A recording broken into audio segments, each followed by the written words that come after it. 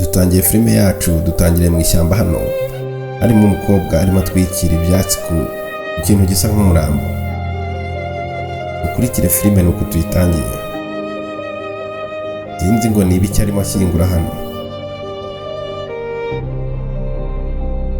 Nuko filime yacu tuyitangiye. Dutangiranye umusaza hano akubita umukobwa amubwira ati ese ninde twarenganya Elena.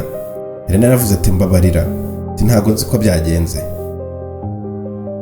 Umugabo yaramusubije ati ni ukubeshya gusa kandi nawe urabizi. Ati byabaye byose birahagije. Ati se ibintu byose nguha ntabwo bihagije. Elena yaramubwiye ati ariko amafaranga si buri kimwe, kuko nanjye ndi hano kugira ngo nzibe icyuho gihari. Umugabo yaramubwiye ati ariko uziba ikihe cyuho? Nta na kimwe uzi wowe. Ati ibintu byose nkora hano ni wowe wabinzanyemo kandi warampatirije. Umugore yamubwiye ati nguhatiriza gute ko ibintu byose tubikorana kandi nawe wakagombye kuba wabikemura? Umugabo yaramubwiye ati Elena, ati byose urabizi kandi uzi uwo ndiwe. Ati nibyo nakora byose urabizi, usibye nawe. Ati wowe nta n'ikintu uzi wowe kandi byose byibagirwa. Ati wowe ko ufata hano ufata nk'igikoresho mu rugo, nk'intebe cyangwa se nk'uburiri. Turabyumva. Umukobwa yaramututse ati wakinnye ndaro. Umugabo yaramubwira ati amagambo uvuga uyitondere, kandi witondere mu byo uvuga byose. Izi ibyo nshoboye byose ibirenze n'ibyo nakoresha iki kiganza cyanjye. Ati uzi ibyo nashobora byose wa mugore we, kandi ndagiye kubitekerezaho. Reka nigendere muri office njye mu kazi. Tugarutse hano hari umusore wakomangaga, umusore w'umutekinisiye. Umugore yaramubwiye ati ndabona wa musore akomanze ashobora kuba ageze hano. Umugabo yaramubwiye ati tumwiteho kandi umuhe ibishoboka byose kugira ngo abashe kuba yakora ibyo aje gukora hano. Birabyumva neza cyane. Umusaza hano yararakaye ariko ngo ni umugore we, umugore mwiza ariko sinzi icyo bapfa. Umugabo hano yarasohotse yaramanutse hejuru mu nzu, wagiye ku kazi, agiye kuri office. Umusore yamusuje amwima umukono amubwira ati mwaramutse. Ati mbabarira cyane, genda umugore wanjye arimo arakwitaho. Umugabo asa naho afite agasuzuguro kenshi. Umusore yaraje arasuhuza ati mwiriwe. Umugore yaramusubiza ati ni mwebwe muje gukora dushe hano? Umusore nawe yaramubwiye ati ni mwe mwamvugishije ubushize. Umugore yaramubwiye ati nitwa Elena. Umusore aravuga ati ni byiza guhura nawe Elena. Ati nitwa Matayo. Umusore amubaje ati wanyereka ahantu hari ikibazo nkabasha kuba nagikemura? Bitire filime iraza gusobanuka uko ugenda tuyireba. Eje mwereka hano ikibazo kiri muri dushe.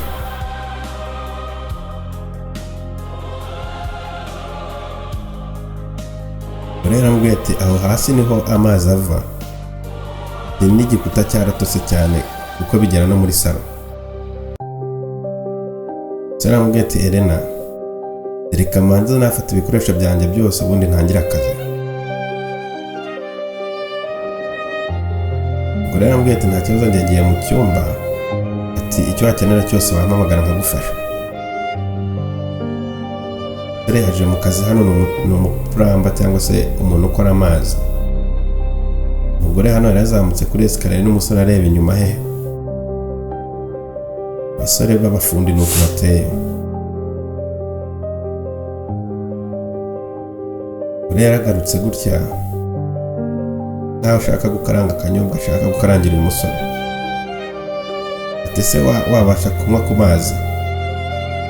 Yaravuze ati urakoze cyane, nashakaga amazi cyane. Umugore yaramubaje ati se uri kubikora gute, biri gutungana? Umusore yaravuze ati mfite ubwoba yuko bizaza gutwara igihe kirekire birenze uko nabitekerezaga. Nabonye itiyo yaramenetse kandi bisaba kuyisana, bisaba no kumena hasi. Nta kibazo, ufata igihe cyawe cyose kugira ngo ubashe kuba wakemura icyo kibazo kirimo. ese n'ukubera iki umusore nkawe ukora akazi nk'ako ngako?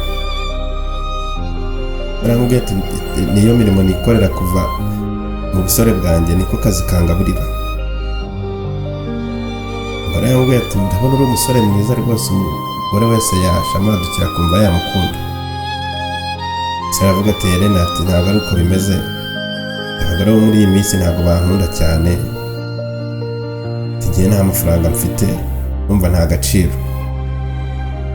Elena yaramubwiye ati ku bagore natwe turabizi dukunda amafaranga, kandi ariko hari n'ikindi kibazo cy'ingenzi cyane kirusha amafaranga. Se aramubaza ati se ni igiki cyaba kirusha amafaranga? Yahise ahindura sura aravuga ati reka nitabe telefone hejuru. Aravuga ati nanjye reka mbe nkurikirana akazi hano. Baramubwiye bati hari ikindi kintu washobora gukora kitagombera amafaranga? Amubaza ati se cyo cyaba ari igiki?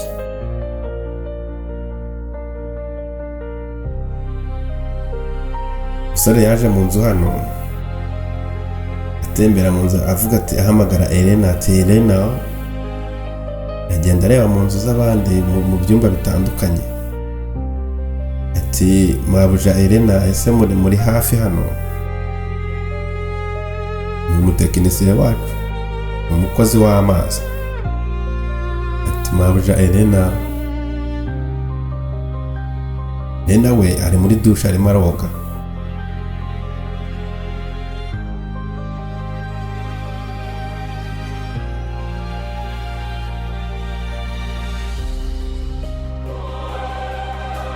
Yaraje hano agenda ahamagara Elena ati mabuja Elena. Ageze hano mu cyumba cyo baryamamo,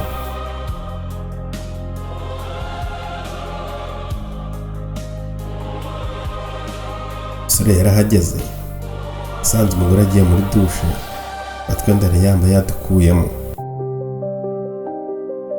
Arakareba gutya umuhehesi mubi.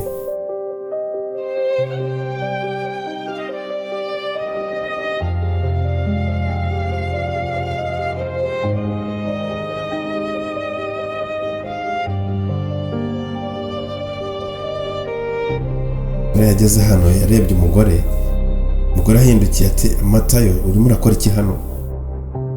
Ati Elena ati mumbabarire ati nabuze nguhamagara kuva kare ntabwo wigeze unsubiza, niyo mpamvu nari nzamutse ruguru hano. Ati mbabarire cyane. Umugore yaravuze ati Matayo nta kibazo, ati utegereje akanya gato ndaje nkuvugisha. Ati yaravuze ati mumbabarire nsubiye ku kazi, ubwo nimubona akanya muraza kumvugisha. Elena wacu nawe arimo yitera amazi.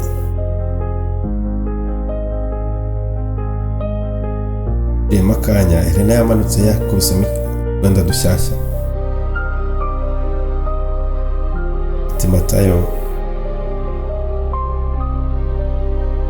tihanganire kuba nakererewe. Ati se wari ukeneye iki?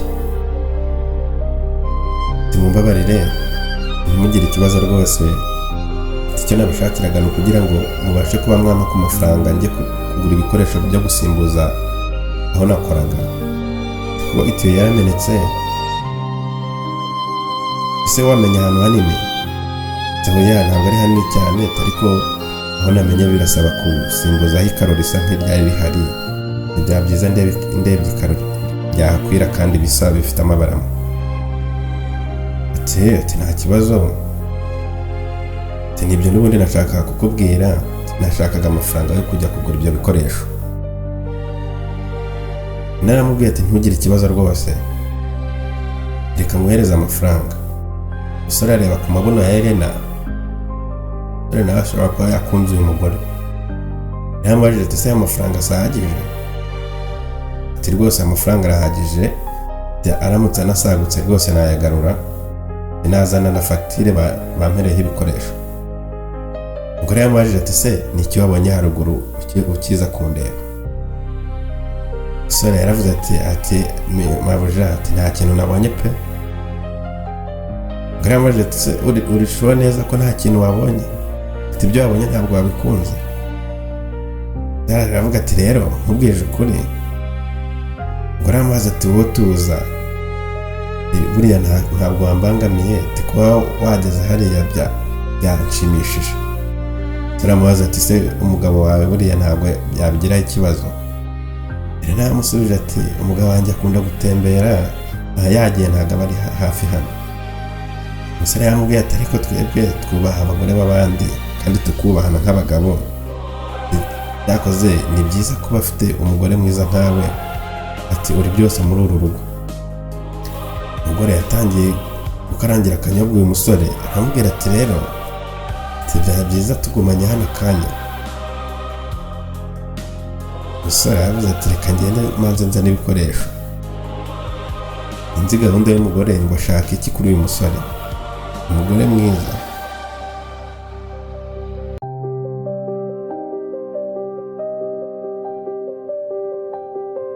Ugarutse hano, umugore yamuzaniye akantu ko kunywa. Ndatekereza ko ufite icyaka. Ati nabonye nakuzanira akawayini cyangwa se akabyeri gasanzwe. Umusore aravuga ati ngewe ibintu rero by'amawayini ni iby'abantu bafite amafaranga, njye nkunda amabyeri asanzwe. Ndabona uri umusore ukomeye kabisa, ufite igituza kimeze neza, utwo tuntu byagufasha kuba wagera kure. Bombi bari hano, nyir'urugo yarinjiye, bari hafi gusomana. Yaravuze ati ndagarutse, ati mumeze mute? Ati mukundwa, ati Matayo muhaye akantu ko kunywa, nabonaga ararushyamo gake, agira ngo muha ko kunywa. Umugabo yarabibwiye ati ndabona muri kumenyerana cyane, bisa nkaho mwakoze ibirenze. Umugore yamusubije ati uyu musore ni umusore ugira disipurine, niyo mpamvu turimo tuganira twanahuje. Namubajije ati se ikibazo cyo gukemura dushe bigeze he? Arasubiza ati byose bimeze neza, ariko iyo gahunda ndimo. Aramubwira ati rero byaba byiza usubiye ku kazi bakora ibishoboka byose. Aravuga ati rero akazi kari hano ndi kubona kazahamara iminsi, ibyo nakoze uyu munsi ngiye kuba ndekeye, ndagaruka ejo. Umugabo yaramubwiye ati nta kibazo nk'uko ubyifuza, nta kibazo, ahubwo naguhemba amafaranga ngaho uyu munsi. Aravuga ati ngewe byaba byiza mumpaye amafaranga akazi karangiye. Aravuga ati ntugire ikibazo, nzi uburyo ki abantu mukorera amafaranga biba bisaba ngo amafaranga ya buri munsi mujye muyacyura kugira ngo namwe mubashe kuba mwakwita ku miryango yanyu. Arashima aravuga ati murakoze cyane, nareba ibikoresho byanjye nkaba nagenda, azagaruka ejo. Umugabo nawe yabwiye umugore ati rero reka natwe tujye kwiyitaho hejuru.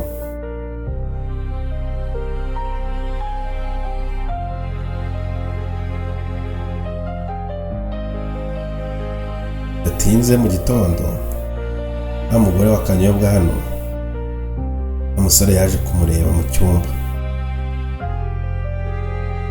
Umugore hano ni igishuko gikomeye cyane.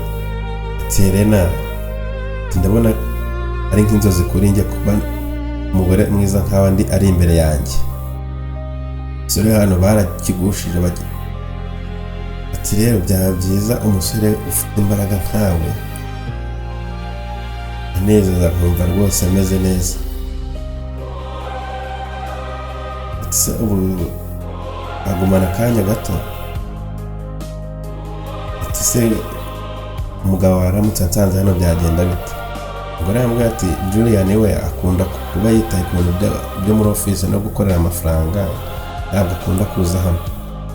Yaramubwira ati rero ndumva ndi kugukunda cyane kandi nkumva naguma kuba turi kumwe.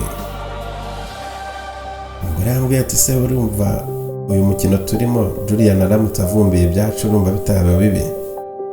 Umusore aravuga ati genda umusore ariko wiga ngo ngewe ntabwo natinya akagabo nka kariya kaba kari mu masuti gusa, ari mu makote n'amakaruvati.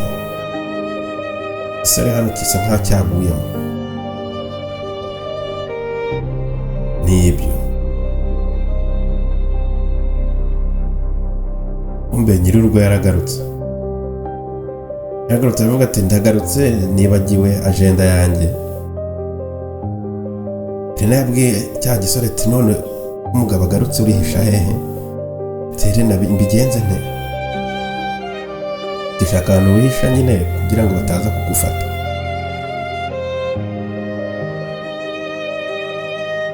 Aravuga ati ihisha vuba, none nambaza ngo uri hehe ndavuga ko uri hehe. Umugore nawe yaravuze ati rero ngiye kujya muri dushe bise nkaho nari ndi koga.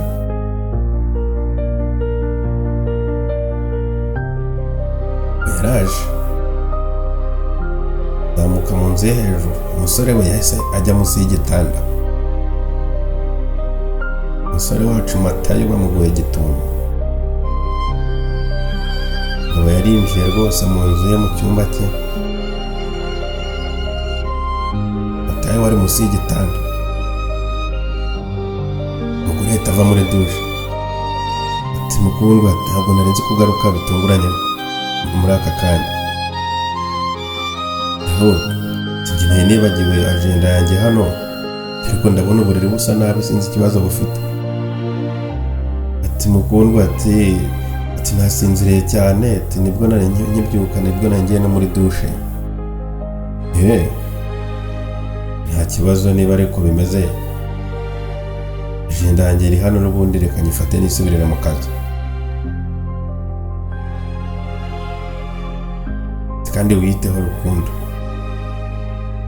Dibaye nuko bosi yasubiye. Umugore hano n'umusore bari babafashe bari baguye gitumo.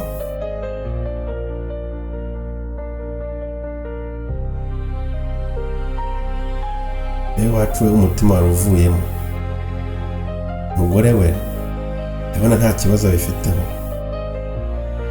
Nabwiye ati kiragiye. Umugore yahise yibuka uburyo bamubwiye bati wowe nukuzuza icyuho kiri hano gusa. Sinakubwiye ko umeze nk'ibyombo cyangwa nk'ibikoresho byo mu rugo. Umugore yambwiye ati ariko urabona bino bintu bidashimishije. Aravuga ati nayo nisha munsi y'igitanda ati none biranejeje. Ntugire ikibazo ati njye ndumva ahubwo ari ibintu biri romantike. Sara aramubwira ati ariko uri umusazi. None ibintu binejeje na gato. Umugore aramubwira ati ariko ntugatinye ntukagire ubwoba bw'umugabo wo muri office gusa. Aravuze ati ahubwo reka ngende mbere y'uko umugabo wawe agaruka nanone bidutunguranye. Tureke nta kibazo utuza ariko wigira ikibazo. Aravuga ati ndumva n'umutwe ndiyereka ntahe nzagaruke ejo. Arambwiye ati nta kibazo genda uruhuke uzagaruke ejo ntacyo bitwaye. Ari hano we ubona afite akanyamuneza. Nzi imipanga afite kuri uyu musore. Niyo mukurikira filime gusa iraza gusobanuka. Bidatinze umukobwa wacu ari hano. Yaje guhura na Matayo. Nyuma na nyuma arahageze. Ati wihangane kuba ngeze hano ntinze imodoka nayiparitse hirya kugira hatagira umuntu dukeka. Ati naraye nabi naraye ndota umugabo wawe angera iruhande uko ateye intambwe. Nubwo ikibazo ipesi byawe hari igipesi cyasigaye mu rugo yakibonye ambaza ibyacyo. Aravuga ati ntumubwire ko byagenze gutya. Umugore aramusubiza ati ngewe nambwiye ni cyavuye ku mapantaro yanjye we ntugire ikibazo. Ati ibibazo ndimo kwishyiramo kujya guhangana n'abagabo b'abakire ibintu urabona koko nzabishobora. Umugore aririzariza aravuga ati wowe ntugire ikibazo. Umugore nkanjye kugukunda rwose ndumva ngewe twanajyana. Baravuga ati ngewe ibintu byose birashoboka. Umusore ati none se nabikorana. abivumbiye kandi warambwiye ko afuha cyane byagenda bite? Atuvumbiye ko twese yatwica. Umusore ati njye nta n'amafaranga mfite ku buryo nakubasha cyangwa kujyana ahantu tukihisha. Umugore yambwiye ati njye ntugire ikibazo cy'amafaranga, hari $50,000 by'idolari bihishe muri sefu cyangwa se mu mutameno. Turumva ngewe twagenda tukayafata yose tukigendera. Cyane cyane yari ku wa gatanu umugabo wanjye aba ari mu rugo, namugira bize ku buryo byose tubikurikirana. Byaba byiza rero ugiye ukagura amatike noneho yose ukayashyira mu mazina yawe ku buryo udasiga ikimenyetso na kimwe. Aravuga ati nanjye rero mfite amafaranga angana $1,000 nagiye nsevinga gake gake, yose twayifashisha rwose tukigendera. Arambwira ati rero ibyo dukora byose imipango yacu tuyikore ku buryo ntawe utuvumbura, ku buryo ntawe udukeka. Kiri hano uvuga ati umugore rwose ndumva ndi kumukunda cyane, bisa nkaho ndi kumutakaraho.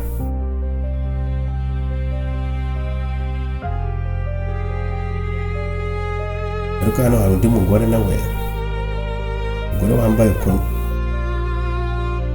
wambaye twa twenda twiza kabisa.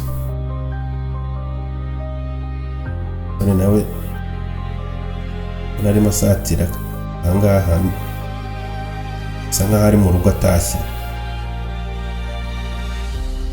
Umugore aramubwira ati Rukundo bite, turahageze, akazi kagenze gute? Umusore avuga ati n'ubundi ni bya bindi byacu kaba karambiye, iyo wakwicara nkakuzanira icyo kurya.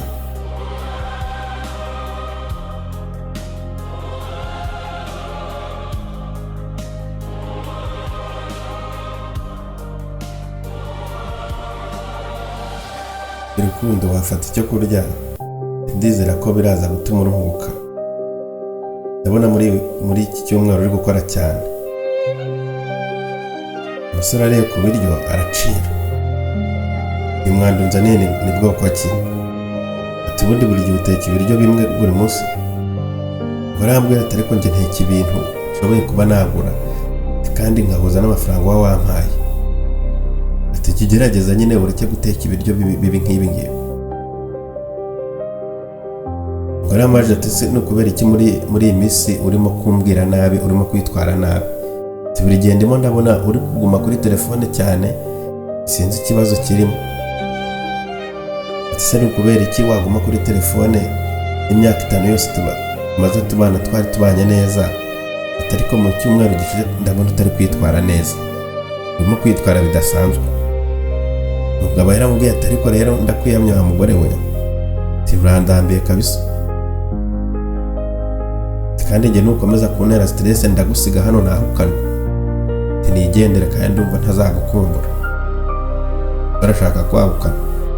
Wa mugore yamushutse ati barashaka kwigendera bacike, afite $50,000 by'idolari ngo babitware bagende bibereho ubuzima bwabo.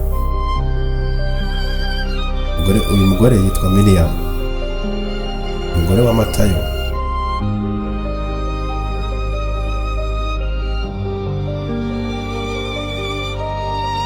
Miriam yabwiye umugabo ati mwaramutse neza. Nabwiye ati reka nkuzanire ibyo kurya bya mu gitondo.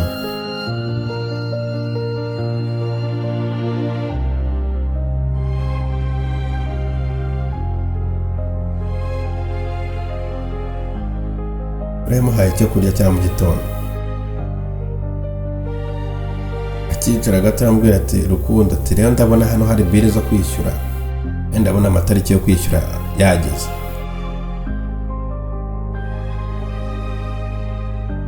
None se bigenze bite Mukundu? Atari ko Miriam, turabona ntananiwe.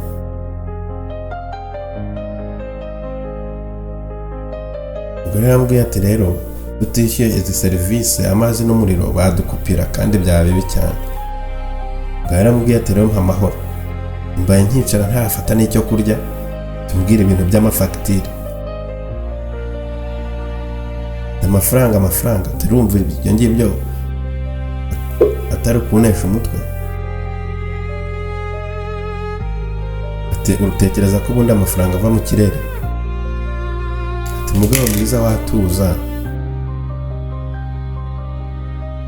ariko njyewe nshobora kujya ku biro by'abashinzwe amazi n'umuriro babwira ko bakongera igihe cyo kwishyura. Sara yamubwiye ati genda ubikore nibiba byacamo biraba ari amahire. Yahise yikubita aragenda. Umutekinisi yirirwa afunga amatiyo y'abandi, amatiyo y'abakire muri karitsiye. Umugore nawe yasigaye hano afite agahinda.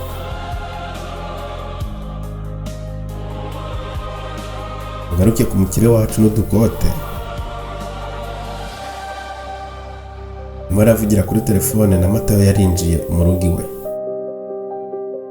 Matayo yinjiye bucece asa nk'unyonyomba. Inzi gahunda Matayo afite angaha.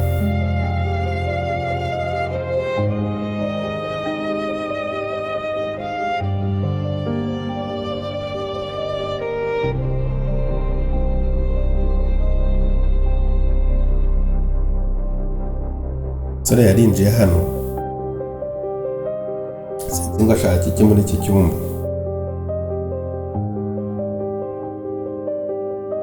Icyumba kirimo utuntu tw'udushoka, ibitiyo, magare, ibintu byo muri gym. Icyumba gifite akavuyo. Umbe nyir'urugo umuguye gitungo. Ati hari ikintu wabuze musore? Ati rero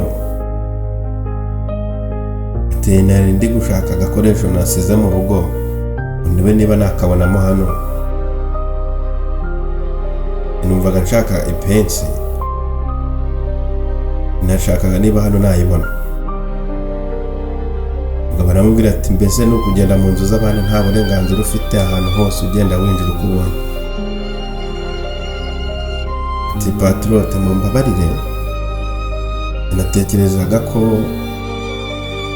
nabonaga muri kuri fone nkavuga nti ndabura kubarogoya ariko mumbabarire. Buriya ni wacu yaramubwiye ati jya ushaka ipensi. Ati okay, iyi pensi hafi aho ngaho muri icyo box cy'ibikoresho. Ufungura gutya mu box harimo n'imbunda. Turayibonye se? Ndayibonye. Gusa ndabona washakiye ahantu hanyaho. Ngaho genda rero ujye mu kazi kandi ubutaha ujye ubanza waka uburenganzira. Yaravuze ati yego boss murakoze. Yaravuze ati kandi boss databuja, nshaka kubabwira ko akazi kazamara igihe kirekire, ashobora kuzageza ku wa gatanu bitewe n'uko ari ahantu hangiritse cyane hatose, bisaba ko habanza kumuka. Yaramubwiye ati nta kibazo ufata umwanya wawe rwose ubikora. Ni nyir'urugo yabajije ibyo ari byo. Ugarutse hano kuri wa mugore wacu, umajije ati Matayo bite ko numva vanze ibintu numvaga uvugana na boss na Juliana. Ati se ni kubera iki waza mu nzu kandi urubona ko ahari? Aravuga ati nabonaga ari kuri telefone nkabona ari biza cyane. Umugore yaramubwiye ati ariko wowe ndabona imipango yose ugiye kuyica. Ndabona ko yakinze na hano kandi niho gahunda yacira. Ntabwo nabyizera ibi bintu. Ati none urabona Julian ari ikigo gise?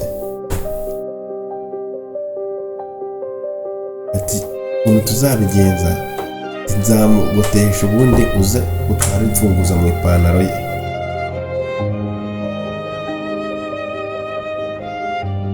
Ahubwo ngiye nikanze kiriya cyumba kuki kirimo ibintu by'amasuka n'amanyundo n'ibiki, siko nabonyemo n'imbunda. Umugore yamubwiye ati Julian wanjye we undi ibintu by'imitekano, buriya niyo mpamvu wabonyemo ibikoresho nka biriya, hano harimo n'udushoka. Umugore yamufashe gutya aramuturisha, inzego niyihe gahunda ihari. Garuke hano, buriya niyo mu bintu by'imipango yagiye kure.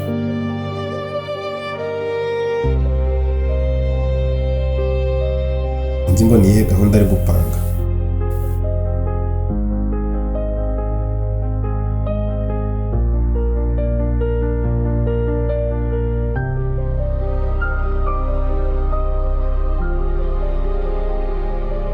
Aje arimo ashaka urufunguzo hano, arimo arasaka muri cya cyumba cya nyir'urugo. Bikiri filime biraza gusobanuka. Ese ni iki uriya mugore apanga kuri uyu musore? Ese kuko bagiye kwiba amafaranga batorotse? Bikira filime wowe, kandi mujye mukunda iyi channel yacu, ukore subscribe muna sharing, bajya tugenda tubashyiraho udufilime twiza nk'utu ngutu.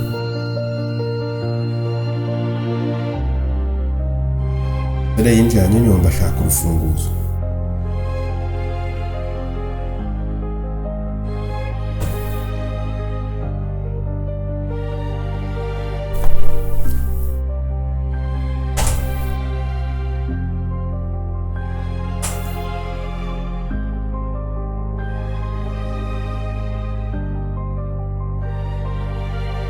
Sore yarinjiye yageze muri dushe.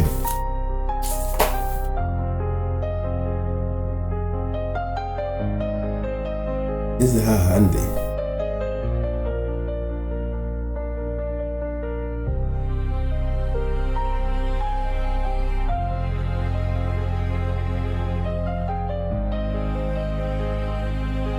abandi bari mu byabo, umugabo n'umugore bari koga. Sore nawe asaka mu myenda.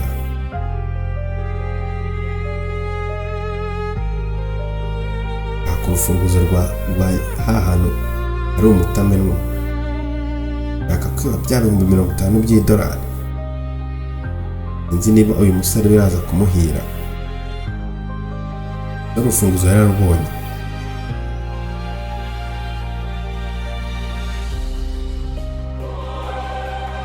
Garuke kwa Matayo, niwe mu rugo. Umugore yarinjiye ambwira ati Matayo mumeze mute, ndashaka ko tuganira. Umugore yamubajije ati kubera iki muri iyi minsi uri kwitwara gutya? Umugore yaravuze ati se ni ukubera iki ubona ko ubu buzima ntabwakira kandi ari ubuzima bugoye n'ubuzima bubi?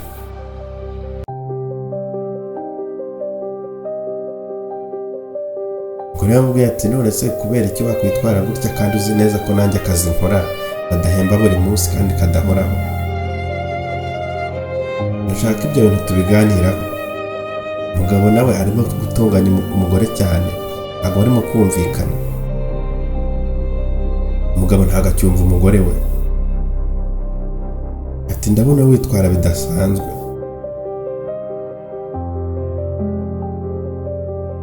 Umusore yamubwiye ati renge ndumva ndambiwe n'umubano wanjye nawe. Umugore aravuga ati urabizi ko tumaranye imyaka 5 tubana kandi tugomba gukora mariage. Rero byaba byiza duteguye ubukwe. Umusore aravuga ati ngiye iby'ubukwe rero ntabwo ntibyitayeho.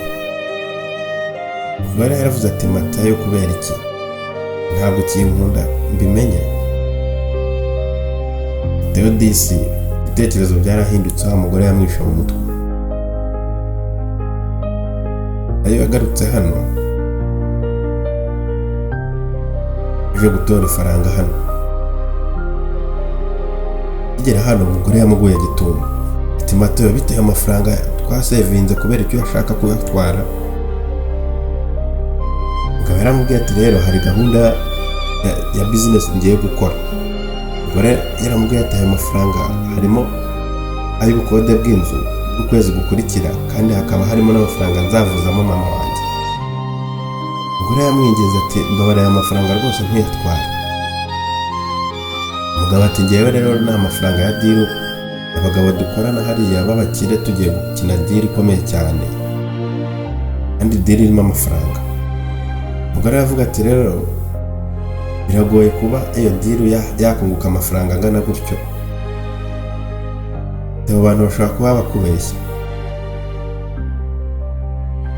Umugore aravuze ati rero winsakuriza wa mugore, ima amahoro, ntanzamurira kamera, nakubwiye nti ntunyivangire mu buzima kuko ibyo nkora byose ngewe mba ngira ngo nite ku muryango. Umugore aramubwira ati wikwita kuri abo bantu wibizera. Umugabo ati rero ndagiye, ati ngiye gukora ibintu byanjye kandi bifite umumaro. Umugore n'udufaranga bari basevinze, umugabo rero adutwaye. Baruke kuri Elena afite gahunda na Julian na Matayo, gahunda na Matayo kugira ngo bacike bajye kwibera ahandi hantu. Nawe yaraje, bari yamaje ati se uriteguye? Ateho nawe ati ibintu byose bimeze neza, amatike yose nayaguze n'amafaranga yose nari nasevinze ndayazanye. Sora yavuze ati ngiye rero nakora buri kimwe cyose kugira ngo twijyanire. Rero nk'uko twabipanze, Julian ngiye kumugira bize, izi ni kode zo kumutamenwa kandi ntugire uhangiza ibintu uteze n'urusaku, ko Julian yanakurasa afite imbunda. Ati ntugire ikibazo, ngewe kumusiga ngenda sigasinzire twigendera. Ati nta kibazo, kiriya kigabo cyawe cy'ikigwa rye nibwo bwa nyuma kigiye kuba cyakunezererwa. Nta kibazo, ibintu byose tubikurikirana.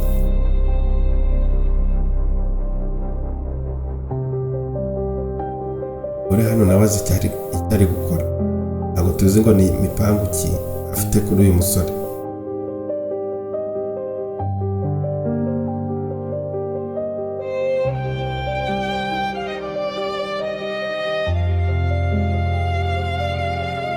Cyaza hano kivugisha kiti rero Julian ari mu kazi ke, nanjye niyo gahunda yanjye reka nyikurikirane muri aka kanya.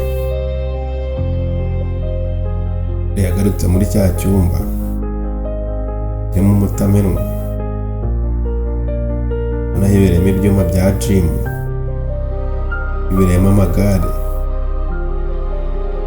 Nzi ngo gahunda ya hano imeze ite. Yavuze ati ese kubona safe ntayibona, uwo mutamenwa uri he? Ushatse arawubura. Mbakira aho agira ubwo bamuguye gituma. Izi minsi 3 umugore wa Matayo yaje kuri polisi, aje gutanga ikirego ati hashize iminsi 3 umugabo wanjye rwose ataboneka, ati kuri telefone ntibikunda, namushakishije ahantu hose simubona. Umugabo aramubwiye ati reka dusubiremo ibyo wambwiye, ati wavuze ko umugabo yatwaye amafaranga, ati ngo kandi wabonye ngo atitwara neza mu cyumweru gishize. None ibyo iyo ni kese twashyira mu kibazo nk'abapolisi? Umugore yavuze ati amaze igihe akorera abakire kandi yatwaye amafaranga yose. Umugabo aramubwira ati ariko niba yaratwaye amafaranga yose akajyana n'undi mugore, ati ntabwo tubizi. Rero avuga ati ariko Matayo ntabwo yanca inyuma. Umupolisi aramubwira ati rero ibyo birego byose bihora hano, bikunze kuba ku makupere rwose akennye aciriritse. Barati ngiye ndi kubyumva mu mutima wanjye ko ashobora kuba hari ikibazo yahuye nacyo kitari cyiza. Ubwo yaravuze ati rero ntabwo twe twafata ikirego cyo kuza gushakisha umugabo ukora amafuti nk'ayo uca umugore w'inyuma. Icyo ni ikibazo cy'imiryango, ntabwo ari ikibazo cy'ibyaha polisi ikurikirana. Umugore yavuze ati se ni ukubera iki mwaca amazi ikirego cyanjye ni uko turi abakene se? yarambwiye ati wowe genda noneho yo gushaka umwavoka azaza kuburanire ubundi ikirego cyawe gikurikirana. baravuze ati ntabwo ndagenda nicare gusa, ngiye gushaka umugabo wanjye kandi byose ndabyikorera ku giti cyanjye. barambwiye ati nta kibazo, genda ukore ibishoboka byose.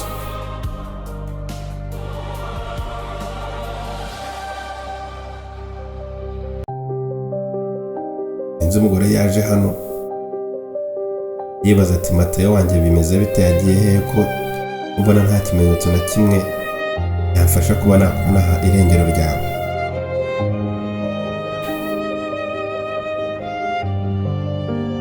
rero yaraje ashaka igishoboka cyose cyasiga yakwerekana ibimenyetso wenda ko Matayo yaba ari icyerekezo yagiyemo, ariko nta makuru na make ahari.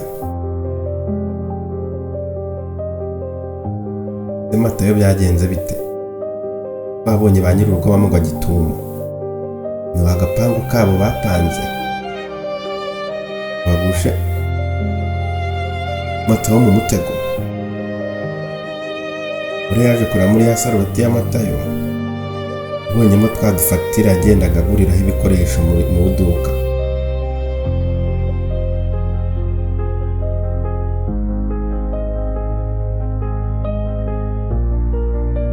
yahamagaye yarebye utunimero kuri fagitire rero niba hari ubufasha bwaboneka.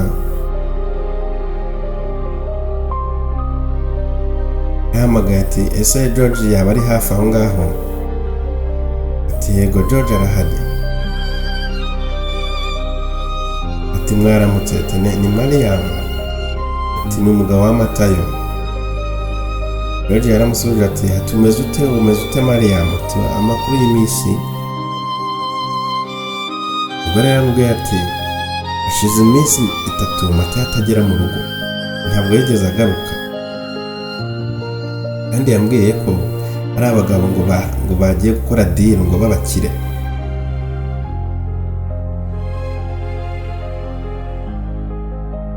yarambwiye ngo afitanye deal n'abagabo b'abakire ati ahantu yakoreraga, ariko ntabwo yagarutse kandi hashize igihe iminsi 3 atagaruka.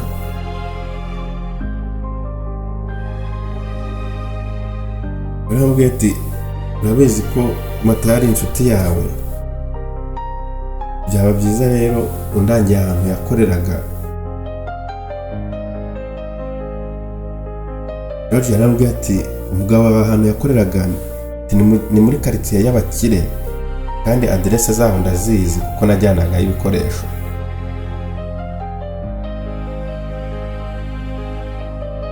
nta kibazo rwose wazimbwira nkazandika. rero bagiye kumuha adresse zaho umugabo we yakoreraga muri quartier ya Julian na Elena.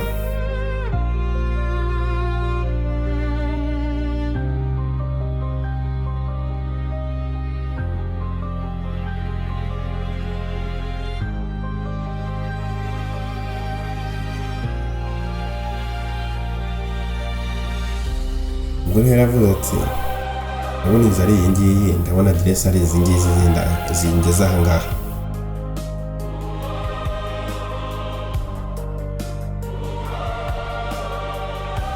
aje arakomanga.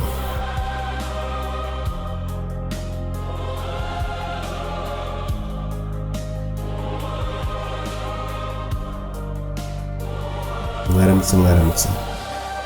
ubwo rero yavuze ati hano ntabwo tugura amatelefone ashaje, ati nta bintu nk'ibyo byose ntabwo tubyakira. rero Mariam wacu aravuze ati ngende gushaka umugabo wanjye Matayo. ati amaze igihe akorera hano, kandi mu cyumweru gishize ku wa gatanu ntabwo yigeze agaruka mu rugo. Elena yamusubije ati okay, ati uwo ndamwibuka cyane rwose, yaje gukora muri dushe hano. Mariam ati se none nta makuru y'amashyashya, uwo atagarutse mu rugo, na telefone ntabwo ikiriho, ntabwo ikivuga.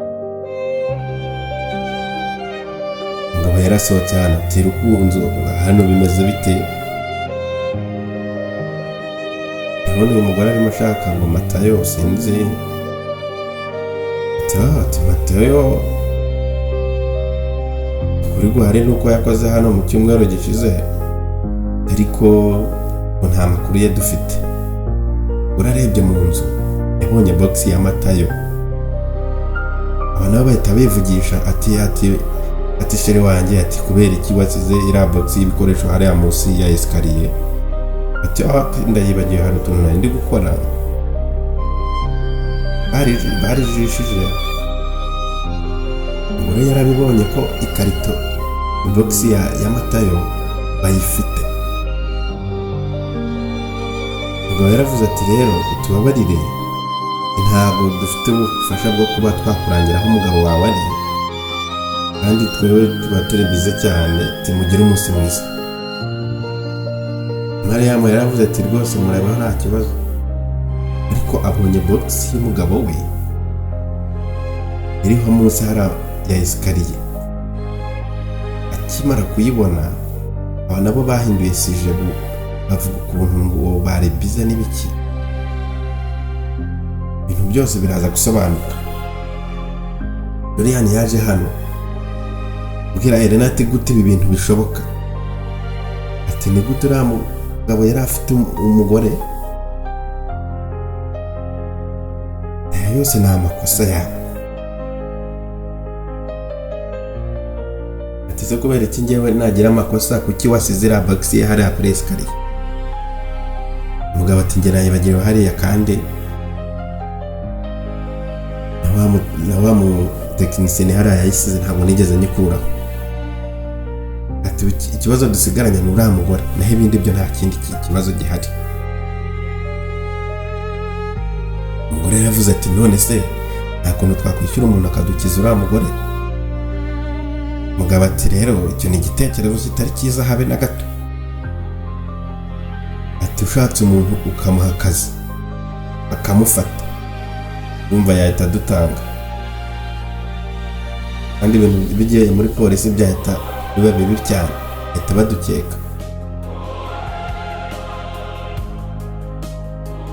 Ati ahubwo ashaka amakuru kuri uriya mugore, intambwe ze zose tugakemura ikibazo cy'uriya mugore.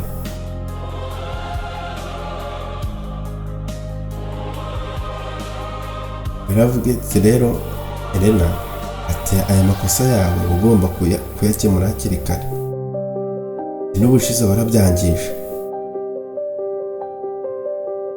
Ati none kiriya box kiri hariya aka ahantu kijyana nyine ahubwo kibura. Elena amakosa yose ngo niyo bayashyizeho ngo ntabwo azi gukina diro, ibi ntabwo azi kubikurikirana. Baruka kuri polisi. Elena wacu yaraje nako uyu Mariyamu wacu yaraje kuri polisi aravuga ati amakuru ndabona arimo agenda aboneka. Ese ikirego cyawe urumva gifite ireme? Kuza hano nta bimenyetso ufite, kwinjira mu nzu y'abandi n'uvuga byemewe kandi nta bimenyetso bihari bitwemerera kuba twajya gusaka inzu. Ubwo rero yaravuze ati rero nabonyeyo box y'umugabo wanjye kandi nicyo kimenyetso gihari. Ni ukubera icyo watekereza ko iyo box ari y'umugabo wawe, box zose zisa? Urahita amubwira ati ko byagenze, ati nkibona box bayiyitiriye kandi babivuze mu buryo budasanzwe, basa nk'abijijisha.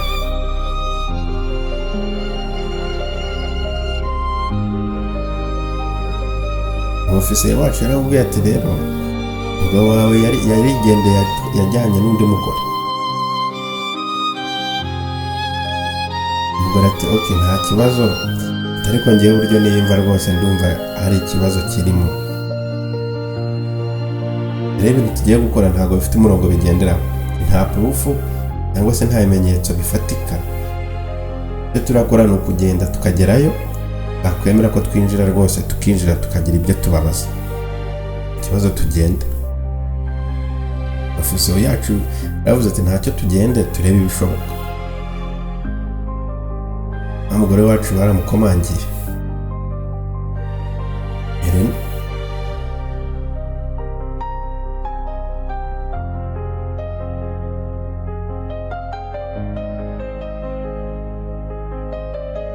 ati mwaramutse ofisiye, rero hari ikibazo cy'uko umugabo Matayo yabuze, umugabo w'uyu mugore, tuje kugira ibibazo tubabaza. Ati umugabo yakoze hano, kuwa gatanu ushize rwose yari ahari. Ati se twakwinjira? Nta kibazo, mwinjire rwose, niba mushaka mwakwicara. Ati umugabo w'uyu mugore yakoze hano cyumweru gishize. Umugore ati rwose nibyo rwose, ibintu byose yarabikoze, ariko kuwa gatanu yarangije akazi ke turamwishyura aragenda. Ati none nta kintu mwadufasha, mwaba muzi mukaba mwatubwira ku buryo mwadufasha kugeza ku makuru y'irengero rya Matayo. Ati icyo nibuka yaguze amatike 2 y'imodoka. Namubajije ati se ayo matike 2 yaguze muri kampani? Ati yayiguze muri kampani yitwa La Cosmienne. Tubukete mu makanya mamagare kuri kampani yamugurishije amatike, birebe niba ibintu byaba ari byo. N'abacu arimo arareba cyane nk'aho bagiye kubafata. Iwacu yaragarutse aravuga ati nibyo koko yaguze amatike 2, ati yerekeza muri Barankiye. Ure nawe ati rero njyewe rwose saa mazimwe ndi kubabwira amakuru yose numvishe avuga ko ngo azagirana trip n'undi mugore, ngo sinzi hano bazaba bagiye mu butembere n'undi mugore. Yamuwe yaravuze ati ariko ni gute mwavuga ibintu nk'ibyo, kandi narabonye na box yiwe iri hano yabikamo ibikoresho. Ofisiye yaravuze ati rero reka tugende, ndabona amakuru ari bonye hano adahagije, twashaka ubundi buryo twabona andi makuru yisumbuye. Bye.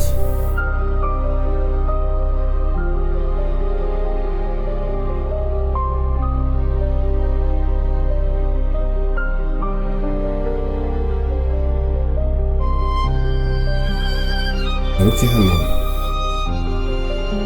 Mama wacu we aracyashaka amakuru. Aracyashaka kumenya se irengero ry'umugabo we bimeze bite. Aba nabo k'umuryango barasohotse.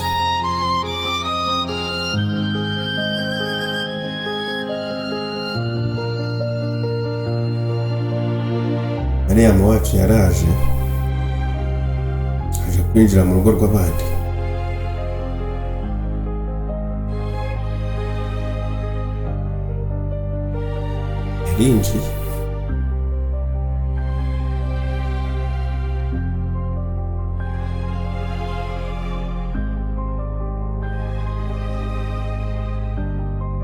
Yarinjiye agenda areba mu byumba bitandukanye by'iyi nyubako, arebe niba yabona umugabo we.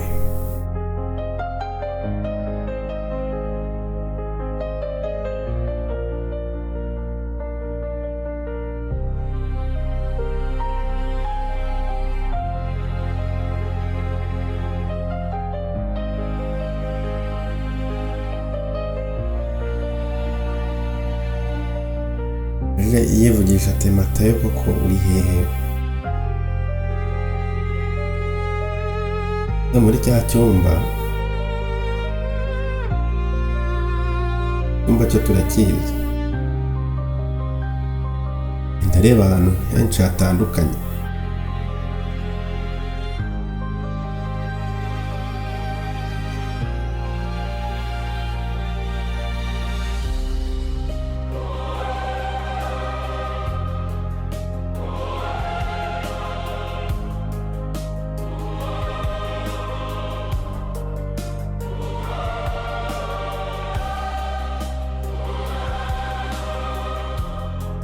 ngo kubera iki abo bantu b'abicanyi bagukoreye ibiki. Reka ndebe icyumba cya nyuma gisigaye ntararebamo. Yinjiye muri cya cyumba basanzemo Matayo ku munsi wa mbere. Aya box irimo imunda, utwo dushoka,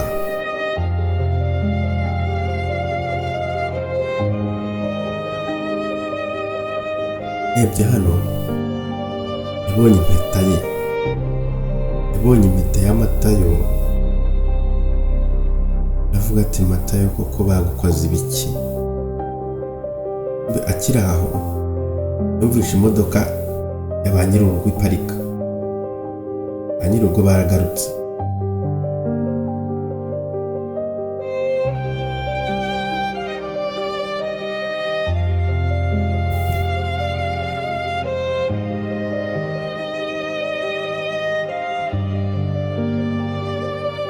Nyir'urugo baragarutse. Mukurikire filime naza kureba iherezo ryayo. Mariyamu wacu nawe aje kwihisha munsi y'igitanda.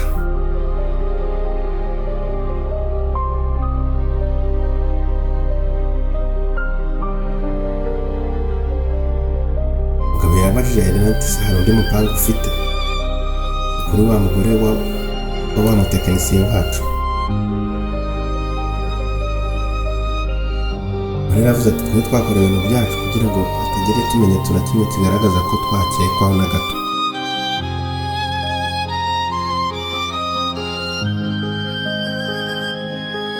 Ibintu kubera icyo uriya musore utamukuyemo amakuru niba yaba yarashatse.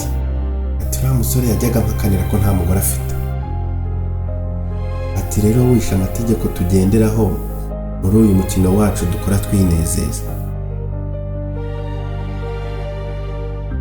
Ntabwo ati rero ibintu byose bishyira ku murongo, ikosa nk'iri ntizongere kubaho n'undi munsi, kandi nizere ko byose tugomba kubishyira ku murongo. Uriya mubwiye ati nyizera rwose nyizera, nta andi makosa azongera kuba. Ati itegeko rya mbere waryishe rigenga umukino wacu dukora twinezeza. Waba niba ari uwuhe mukino? Nk'abo abantu basa nk'aho ari abicanyi. Iwacu yaramanutse. Ageze hano aribaza ati kuki kino cyumba gifunguye? Yaje ageze mu cyumba ati ndabona impeta ya Matayo idahari. Hari umuntu watwinjiriye muri iyi nzu uko byagenda kose.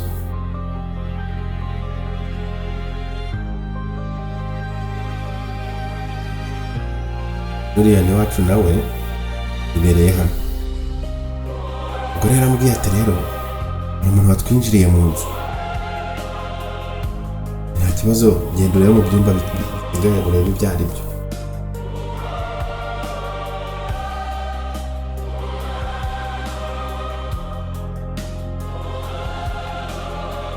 Mariyamu wacu we yibereye munsi y'igitanda. Avumbuye ko hari umuntu wabinjiriye. Ndabona nta muntu n'umwe uri hano.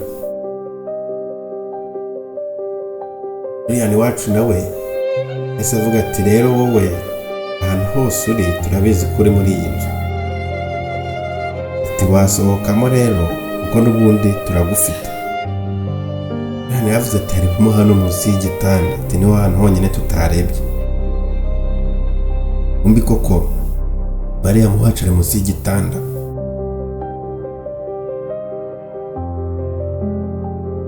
Uriya ni nawe yararebye munsi y'igitanda. Mama yarasetse cyane. Ati mbega wowe ndakubona rwose watwinjiriye we. Ati ndakubona pe. Yarasetse cyane. Mariyamu nawe yaravuze ati nimundekete nimumveho. nawe yaravuze ati oh turatworohereje pe, akazi twumvaga tutari bukore urabona koroshe cyane. Aramuzanye hano muri torture chamber.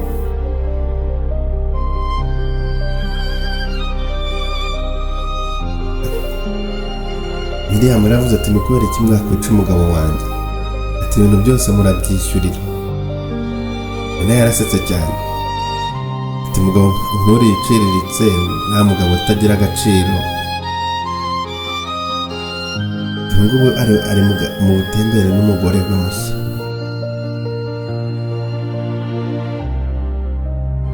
Miliyani yaravuze ati urabona turi abagome cyangwa turi abasazi, twebwe tubikora twinezeza bishimisha, ati nibyo bintu byacu.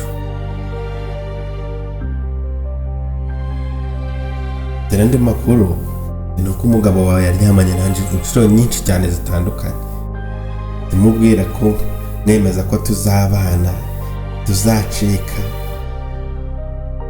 Aragenda afata n'udufaranga twanyu mwe mwarasevinze aratuzana n'amatike abiri rwose arayagura yanjye nawe ngo turi bujyane.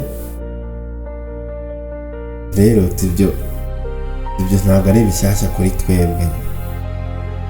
Nkuhaye n'andi makuru mashya muri Arizona twishe y'abantu. Ati 2010 twishe Victor muri Peru. Harivuga ibigwi 2014 twishe Hector twamwiciye muri Venezuela. Rero tukubwire kandi witonde cyane, hano muri Colombia ho rero niho twica abantu benshi cyane guhera 2018 kugera 2026. Buri mwaka twica abantu, ariko uyu mwaka ho nagatangaza, naka gakosa gato kabayemo tekaba sinzi impamvu baduciye muri hano. Kandi n'ubundi tugomba kwica n'abandi benshi batandukanye mu minsi iri imbere kugira ngo amaraso yacu akomeze atembere mu buzima bimeze neza. Kandi twebwe imipango yacu buri gihe igenda neza, nta mupango wacu wigera upfa. None wabivugaho iki? Igihe icyo tubwira mukuru, urimo urasenga se? Bose niko babigenza, ati bose baricara bagasenga. Ndivuga cyane yamuriye ugutwi. Ube na polisi yahise hagera. Polisi yahageze igitaraganya.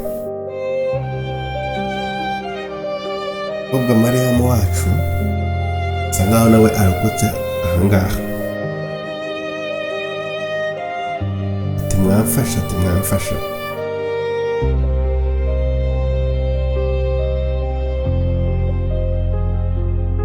Bidatinze ofisiye wacu baje kumuha interview. Vuga ati twafashe abicanyi bari bamaze igihe bihishe muri community yacu kandi bahereye kera muri 2010 bica abantu. Ati tubwire ofisiye, ati ese abantu mwabafashe gute, kuki mutabafashe na mbere kandi bamaze igihe bihishe? Ofisiye wacu yavuze ati muwe mundetse gato ndaje. Yavuze ati mubabarire, ati ese basabaga imbabazi kuba ihungo cyanyu mwagize no kuba tutarafashe abanyabyaha mbere. Ubwo rero namubwiye ati ubundi mwebwe mwakagombye kuba mwaturinda ibintu nk'ibi, abicanyi nk'aba abagome nka mukabakura muri sosiyete. Ese n'abagore bangahe bazanye ibirego bavuga ko abagabo babo bazimiye, ariko mukagenda mubaca amazi bitewe nuko ari abakene. Ati kuki mudakora akazi kanyu neza nkuko mubisezeranya, nkuko mubirahirira? Ni ukubera iki ibyo bintu mubikora? ese yarasabye imbabazi aravuga ati mutubabarire. Ni gute umuntu aba afite ibimenyetso ariko mukavuga ko bidafatika? Ati abanyabyaha nka bariya mukabareka, ariko baba bagomba kwishyura ibyaha byabo. ese yaravuze ati nta kibazo, ibimenyetso byose turabikusanya, kandi batubwiye n'aho bashyinguye umugabo wawe, kandi bazishyura ibyaha byabo.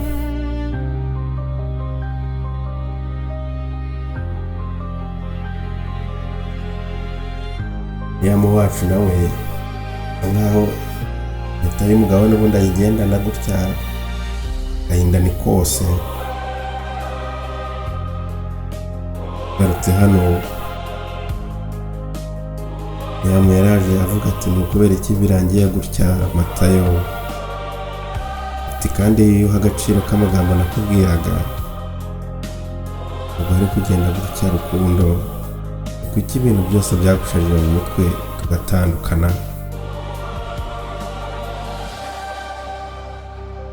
Yaraje yarambitse indabo hano na ya mpeta. Ni mu mpera z'ibi byose birangiye usize ya nzu ntoya, ya nzu iciriritse. Numva nyine ubwo wagiye mu nzu nini ngari cyane, irimo ibintu byiza by'agaciro. Urikiye uwo mugabo na wa mugore wagushukaga cyane.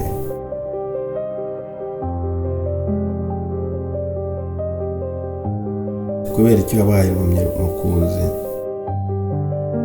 Ati wumvaga ko utagwa hasi, wumva uri nk'umwami, kandi bose barakurebaga bakabona uri ikigoryi mu mutwe, bakagutwara nk'igipupe, nyuma yaho n'ubundi bagomba kukwica.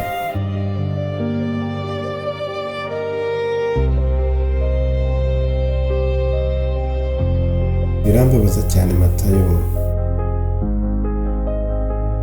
uburyo twagendaga dushwana, hari n'amafaranga yose twari dusigaranye nari kuzavuzamo na mama. Nsize hasi, wansize nta kintu nsigaranye, nta wundi muntu nabishinja. Agahinda kose nsigaranye ni wowe. Ariko ntugire ikibazo, nta kindi nabikoraho. Ntabwo nzongera kurira ukundi. Inkuru yawe irangiriye aha ngaha, ariko iyanjye ni intangiriro yayo. Urabeho umukunzi. Yamu wacu nawe yasezeye ku mugabo we.